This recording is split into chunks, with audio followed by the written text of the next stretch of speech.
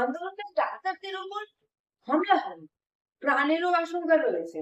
আর এটা করা হবে রাজ্যের সরকারকে বদনাম করার জন্য, এমনটাই মন্তব্য করেছিলেন কুণাল ঘোষ, এবং সাথে একটা অডিও ক্লিপিংস ও বার করেন যেখানে হামলার পরিকল্পনা চলছে। সবার কাছে সেই অডিও ক্লিপিংস পৌঁছেছে, মিডিয়ার মাধ্যমে সবার কাছে সেই জিনিস, সেই অডিও ক্লিপিং সবাই শুনেওছে। এদিকে আজকের এই ঘটনার পরে হঠাৎ করে প্রিভিয়াস নিউজ ছাড়া আমাদের মাননীয় মুখ্যমন্ত্রী পৌঁছেছেন খোদ নিজে স্বাস্থ্য ভবনের সামনে, যেখানে জুনিয়র ডাক্তাররা বসে টানা দুদিন ধরে ঝড় বৃষ্টি মাথায় করে জাস্টিসের জন্য আন্দোলন করে যাচ্ছে।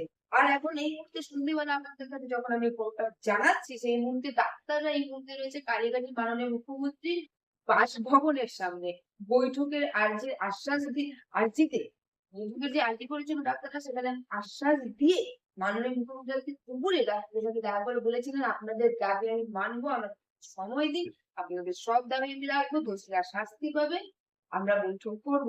এবং এখন এই মুহূর্তে কালীঘাটের ডাক্তাররা পৌঁছে গেছে, বৈঠক হচ্ছে না কেন কি ভিডিও রেকর্ডিং ছাড়া তারা বৈঠক করবেন না। আগে লাইভ টেলিকাস্টের কথা বলা হয়েছিল, এখন তারা ভিডিও রেকর্ডিং এ রাজি হয়েছেন, কিন্তু সেটাও বাস্তবায়িত হচ্ছে না, বৈঠক কিন্তু এখন হচ্ছে না। হ্যালো বন্ধুরা, আমি চলে এসেছি বেঙ্গলি ঠিক থেকে, বাংলার মানুষের কণ্ঠ হয়ে আপনাদের সাথে, আপনাদের জন্য মারাত্মক কিছু তথ্য নিয়ে রাজ্যের এই মুহূর্তে এই সিচুয়েশন নিয়ে কিছু আলোচনা, সমালোচনা ও পর্যালোচনা করার জন্য। সঙ্গে থাকুন, সাথে থাকুন, দেখতে থাকুন বেঙ্গল